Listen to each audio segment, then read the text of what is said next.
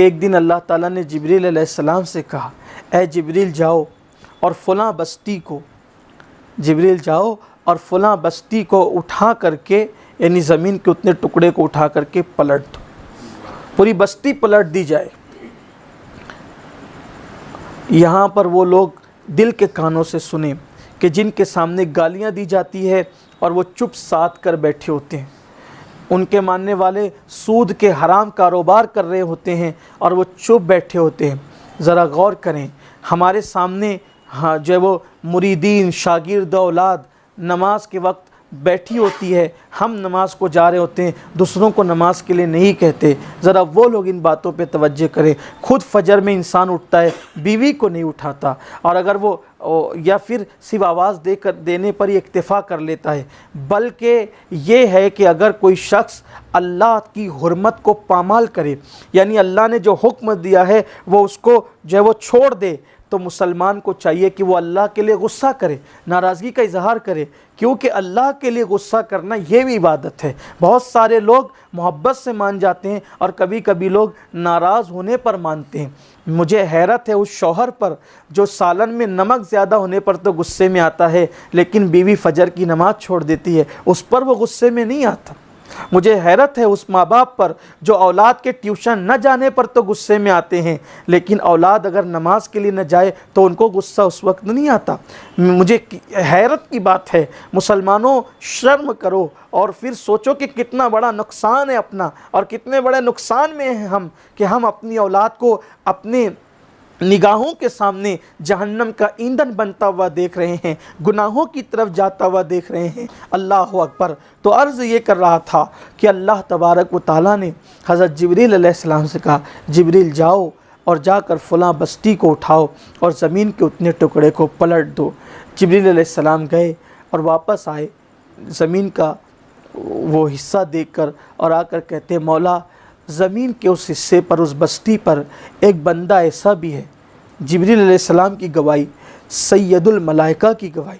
جبریل علیہ السلام کہتے ہیں، مولا ایک بندہ ایسا بھی ہے کہ جس نے پلک جھپکنے کی اتنی مدت میں بھی، یعنی جتنی دیر میں پلک جھپکائی جاتی ہے اتنی مدت میں بھی اس شخص نے کبھی تیری نافرمانی نہیں کی ہے، یعنی ایک لمحے کے لیے بھی اس بندے نے تیری نافرمانی نہیں کی ہے۔ وہ بندہ اس بستی میں موجود ہے، میں اس کو کیسے پلٹ دوں؟ ارشاد ہوتا ہے، جبریل اس کو پہلے پلٹ، اس پر عذاب پہلے ڈال۔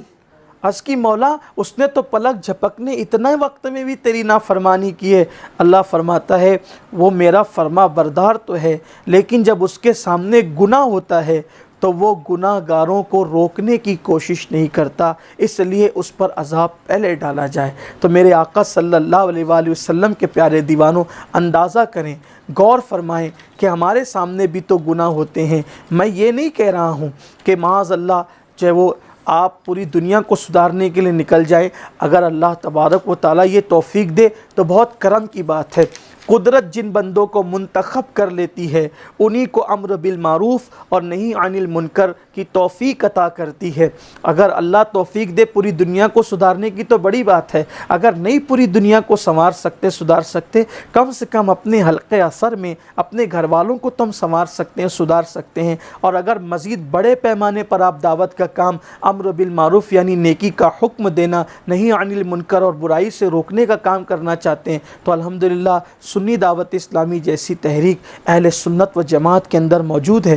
ہم اس سے جڑ کر کے دین متین کی خدمت کر سکتے ہیں، کئی لوگوں کو داڑیاں مڈانے سے روک سکتے ہیں، کئی لوگوں کو فلموں سے روک سکتے ہیں، کئی لوگوں کو گالی گلوچ سے روک سکتے ہیں، کئی لوگوں کو ماں باپ کی غداری سے روک سکتے ہیں، کئی لوگوں کو بیوی پہ ظلم کرنے سے روک سکتے ہیں۔ جن لوگوں نے رشتوں کو منقطع کر لیا ہے، توڑ لیا ہے، ان لوگوں کو ہم جو ہے وہ اس بات سے منع کر کے رشتوں کو پھر دوبارہ جوڑنے پر اور استوار کرنے پر آمادہ کر سکتے ہیں۔ جنہوں نے اپنا رشتہ اللہ رسول سے کمزور کر لیا ہے، ہم ان کو دوبارہ پھر اللہ رسول سے رشتہ مضبوط کرنے پر ابھار سکتے ہیں۔ آئیں اس قافلے میں شامل ہوں، جہاں سے جس شہر سے آپ وابستہ ہیں اس شہر کے اندر اس کی برانچ قائم کریں اور لوگوں کو اس سے جوڑنے کی کوشش کریں۔ یہ کسی برادری کی صرف تحریک نہیں، یہ کسی سلسلے کی تحریک نہیں، بلکہ یہ تحریک مدینے والے مصطفیٰ جان رحمت کی ہے۔